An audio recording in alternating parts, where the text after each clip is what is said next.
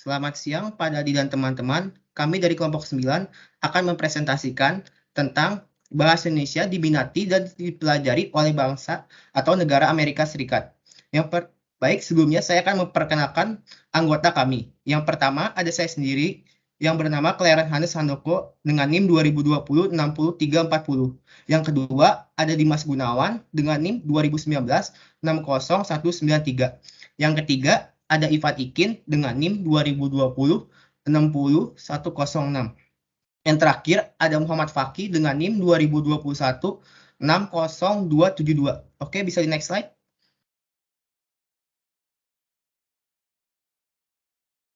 Baik, selanjutnya ada daftar isi yang berisi yang pertama ada latar belakang, yang kedua rumusan masalah, yang ketiga tujuan, dan yang keempat adalah manfaat.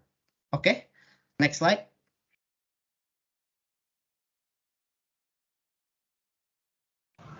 Oke, yang pertama saya akan menjelaskan tentang latar belakang. Nah, latar belakang dari ini adalah setiap suku bangsa memiliki bahasanya sendiri dengan seluruh keunikan yang bisa menjadi perlengkapan komunikasi dalam berpikir dan menjalankan aktivitas atau mengatakan serta berbuat. Nah, bahasa memperjelas etikat seorang ataupun kelompok dalam penyampaiannya. Oleh sebab itu, tidak mengherankan jika kerap kita menjumpai orang lain yang berdialog atau berbicara dengan bahasanya yang tidak kita paham. Berarti terdapat bahasa yang lain tidak hanya bahasa yang kita paham itu. Berarti terdapat bahasa yang lain tidak hanya bahasa yang kita miliki. Pertanyaannya, gimana bisa jadi kita dapat berbicara dengan orang yang berbeda bahasanya dengan kita? Salah satunya ini adalah metode buat dapat berbicara dengan orang yang berbeda bahasanya dengan kita yang merupakan belajar dengan bahasa mereka. Contohnya itu kayak kita belajar bahasa asing, contohnya kayak bahasa Inggris dan bahasa Rusia atau bahasa lainnya. Tetapi mayoritas orang Indonesia itu pesimis, hendak negaranya bisa jadi merasa malu terhadap bahasa Indonesia, yang mengira kalau bahasa Indonesia ini cuma dipelajari serta dipahami di Indonesia, serta menyangka bahasa Indonesia ini tak kalah menarik di bahasa asing atau bahasa yang lain. Bisa tolong di next.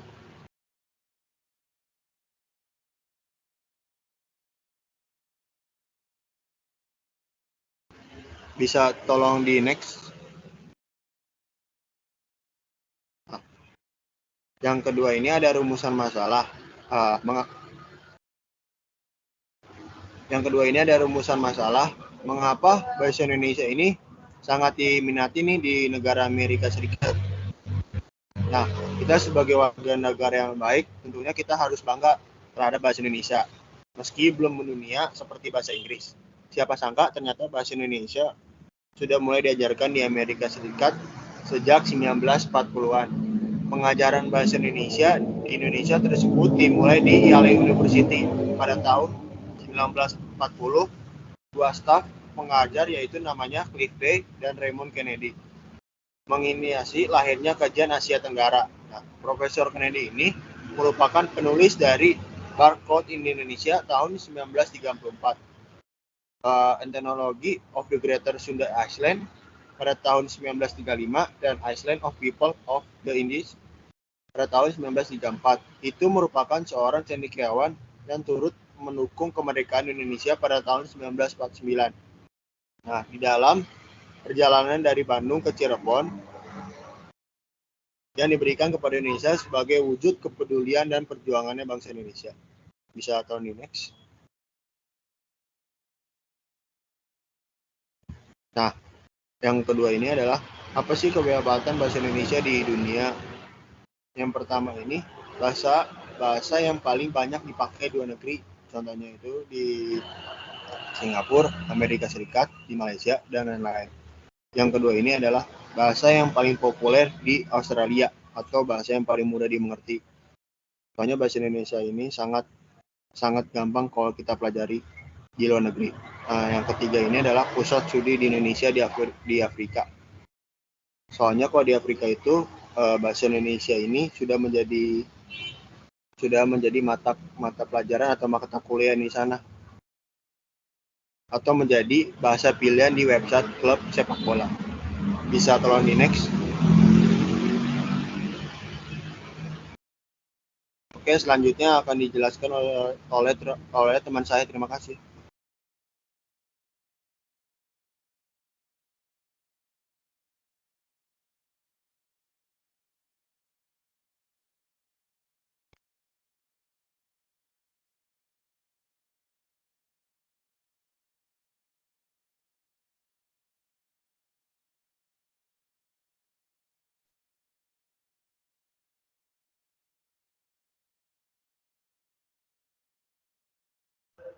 Selanjutnya, apakah yang menjadi hambatan Indonesia untuk menjadikan bahasa Indonesia menjadi bahasa internasional?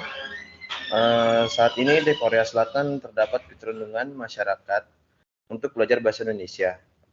Kecenderungan ini dapat dibuktikan dengan banyaknya orang Korea yang datang ke Indonesia untuk belajar bahasa dan budaya yang ada di berbagai universitas di Indonesia melalui program Bahasa Indonesia bagi Penutur Asing atau BIPA.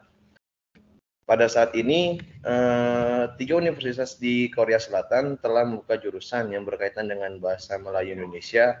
Selain itu, di Korea Selatan terdapat beberapa institusi swasta yang menyelenggarakan pengajaran bahasa Indonesia kepada orang Korea, khususnya di ibu kota Seoul, karena ketiga universitas tersebut tidak dapat memenuhi kebutuhan masyarakat yang ingin belajar bahasa Indonesia. Kecenderungan ini boleh dikatakan hal yang baru, karena ketika penulis belajar pada Hankook University of Foreign Studies, jurusan Bahasa Melayu Indonesia pada 2011, tidak ditemukan institusi yang mengajarkan bahasa Indonesia. Saat ini dapat ditemukan lebih dari 10 institusi swasta yang mengajarkan bahasa Indonesia melalui internet dalam waktu singkat. Park Jae-yoon, potensi dan tantangan bahasa Indonesia. Mengapa saat ini banyak orang Korea ingin belajar bahasa Indonesia? Alasannya perkembangan ekonomi Indonesia yang begitu cepat. Bisa di next slide.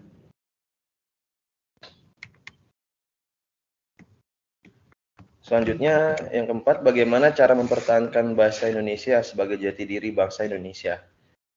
Sebagai bahasa nasional, bahasa Indonesia berfungsi sebagai lambang kebanggaan kebangsaan, lambang identitas nasional, alat pemersatu, dan alat komunikasi antar daerah dan antar kebudayaan. Sebagai lambang kebangsaan, bahasa Indonesia mampu mencerminkan nilai-nilai sosial budaya yang mendasari dasar kebanggaan kita sebagai lambang identitas nasional. Bahasa Indonesia harus kita junjung di samping bendera dan negara kita. Bahasa Indonesia juga harus mampu sebagai alat pemersatu berbagai suku bangsa yang memiliki latar belakang kebudayaan dan bahasa yang berbeda-beda. Bahasa Indonesia telah terbukti mencapai keserasian hidup antar suku bangsa dalam satu bangsa, yaitu bangsa Indonesia. Bisa di next slide. Selanjutnya akan dijelaskan oleh teman saya. Terima kasih.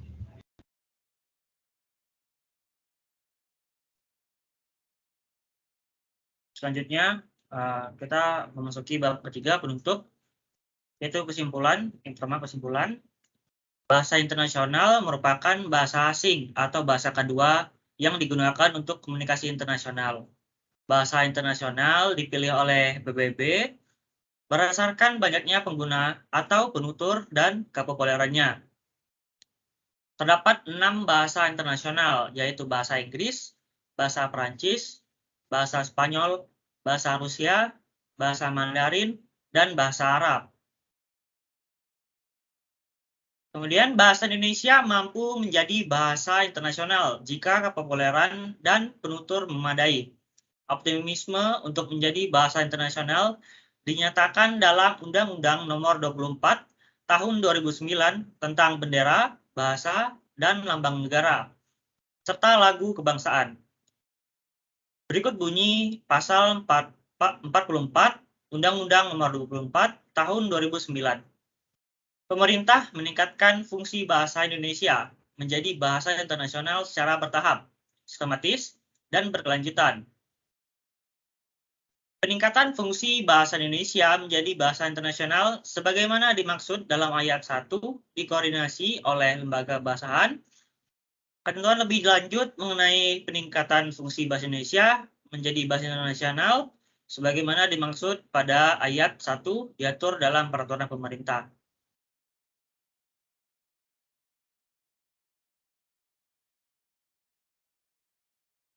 Kemudian kita memasuki saran untuk menjadikan bahasa sebagai bahasa internasional. Bangsa Indonesia melakukan diplomasi kebudayaan melalui kegiatan-kegiatan budaya, termasuk bahasa yang dilakukan di negara lain untuk memperkenalkan dan mempromosikan bahasa Indonesia sebagai bahasa internasional, sehingga bahasa Indonesia dapat digunakan oleh negara-negara. Baik, sekian dari kelompok kami. Apabila ada salah kata, mohon dimaafkan. Assalamualaikum warahmatullahi wabarakatuh. Salam, namo buddhaya, salam kebajikan.